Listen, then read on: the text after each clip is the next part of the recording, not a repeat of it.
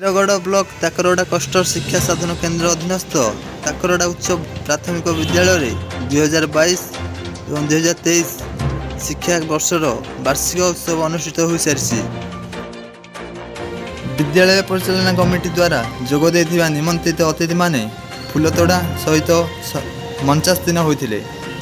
ଶିରଗଡ଼ block ଅଧ୍ୟକ୍ଷ ଶ୍ରୀ କୃଷ୍ଣଚନ୍ଦ୍ର ନାୟକ ମୁଖ୍ୟ ଅତିଥି ଭାବେ ଓ ଶ୍ରୀ ପ୍ରମୋଦ କୁମାର ସେନାପତି ମୁଖ୍ୟ ବକ୍ତା ଭାବେ ଯୋଗଦେଇ ମିଳିତ ଭାବେ ପ୍ରଦୀପ ପ୍ରଜ୍ୱଳନ ପୂର୍ବକ ଉତ୍ସବକୁ ଉଦ୍ଘାଟନ କରିଥିଲେ।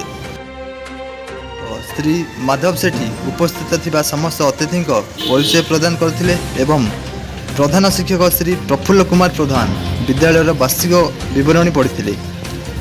ଉତ୍ସବ ପାଳନ ଅବସରରେ ସ୍ଥାନୀୟ ସରପଞ୍ଚ ଶ୍ରୀ ରାଜେନ୍ଦ୍ର ସେଠୀ, ଏସ୍ଏମ୍ସି ଶ୍ରୀ ବ୍ରହ୍ମାନନ୍ଦ ନାୟକ, ପୂର୍ବତନ ଅଧ୍ୟକ୍ଷ ଶ୍ରୀ ବାଇନାଥ ମହାରଣା, ଶ୍ରୀ ରଘୁନାଥ ନାୟକ ଏବଂ ସ୍ଥାନୀୟ କଷ୍ଟର ସିଆର୍ସିସି ଶ୍ରୀ ଶ୍ରୀକାନ୍ତ ସାହୁଙ୍କ ସମେତ ବ୍ଲକର ସମସ୍ତ ସିଆର୍ସିସି ଏବଂ ଏବିୟୁ ସମାଜସେବୀ ଶ୍ରୀ ଅବନୀ କୁମାର ଦାସ, ଶିକ୍ଷକ ଶ୍ରୀ ପ୍ରଫୁଲ୍ଲ କୁମାର ପଣ୍ଡା, ଅବସରପ୍ରାପ୍ତ ଶିକ୍ଷକ ଶ୍ରୀ ପ୍ରକାଶ ଚନ୍ଦ୍ର ଜାନି ଓ ଶ୍ରୀ ଦିଲ୍ଲୀପ କୁମାର ତ୍ରିପାଠୀ, ଜିଲ୍ଲା ପରିଷଦ ଶ୍ରୀ ନିବେଦିତା ପ୍ରଧାନ ପ୍ରମୁଖ ଅନୁଷ୍ଠାନର ଉତ୍ତରୋତ୍ତର ଉନ୍ନତି କାମନା କରିବା ବେଳେ ଅବସରପ୍ରାପ୍ତ ଶିକ୍ଷକ ଶ୍ରୀ ପ୍ରକାଶ ଚନ୍ଦ୍ର ଦାସ ନୂତନ ଶିକ୍ଷାନୀତି ପ୍ରଣୀତ ମୌଳିକ ଭାଷା ଓ ସଂଖ୍ୟା ଜ୍ଞାନକୁ ନେଇ ନିରୂପଣ ଭାରତର ଲକ୍ଷ୍ୟ ଓ ଉଦ୍ଦେଶ୍ୟକୁ ଗଳ୍ପମାନ ମାଧ୍ୟମରେ ଶୁଣାଇଥିଲେ।